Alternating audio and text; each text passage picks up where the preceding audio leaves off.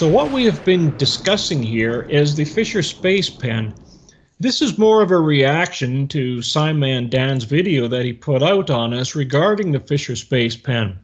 According to SciMan'Dan and his subscribers, they're finding other sites that are showing this space pen to write a straight line for 12,500 feet.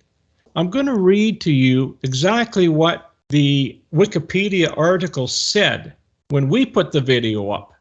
And then I'm going to read what one of their subscribers put up. So the first thing I'd like to do is read what we put up. It goes as follows. The ballpoint is made from tungsten carbide and is precisely fitted in order to avoid leaks. A sliding float separates the ink from the pressurized gas.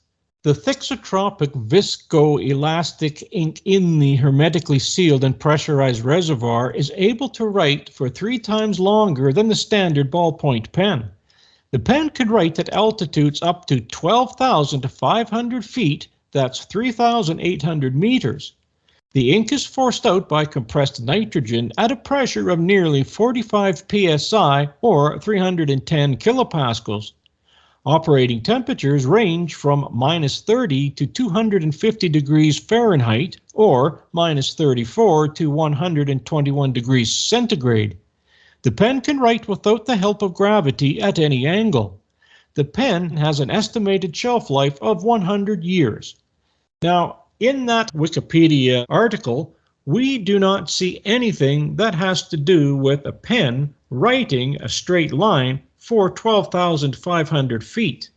So we're going to read from an article on Fisher Space Pens what they have to say, and it is under Our Products. Fisher Space Pens are built for more than just outer space. The fact is, due to the patented sealed and pressurized ink cartridge, they will write in just about any condition and on almost any surface. Underwater or over grease, extreme temperatures, -30 to +250 Fahrenheit or -35 to +121 centigrade. Upside down or floating in the gravity-free zone. It doesn't matter, our pens will perform. Our sealed and pressurized ink cartridges last 3 times as longer than the average pen with an estimated 100 years shelf life. As an added bonus, we have a vast selection of over 85 eye-catching designs and styles. Once again, we see nothing in these articles that state that this pen can write a straight line for 12,500 feet. One last article I'd like to read. This is from Wikipedia. The Fisher Space Pen, also known as the Zero Gravity Pen, marketed by Fisher Space Pen Company, is a pen that uses pressurized ink cartridges and is able to write in zero gravity, underwater, over wet and greasy paper, at any angle, and in a wide range of temperatures. That's the Wikipedia article. Now, it's interesting that the first Wikipedia article that we took from Wikipedia and posted in our video, something has changed. So now in this article, the temperatures have been removed. Now in our article, the one that we put up, all of that information is there, but we still do not find that 12,500 foot line that this pen is able to write. Now, let's go over to what one of SciMan'Dan's subscribers, who calls himself G-Grill2088, had to say. He said, 1. The space pens were used inside of the pressurized hulls of the CM and LM at 4.7 psi. 2. No astronaut took the pen out onto the lunar surface that anyone is aware of.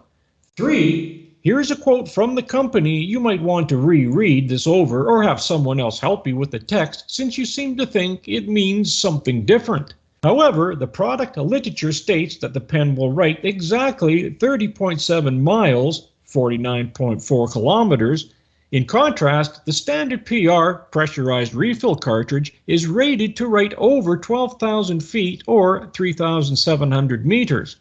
That doesn't mean the pen stops working at 30.7 miles in altitude, LOL.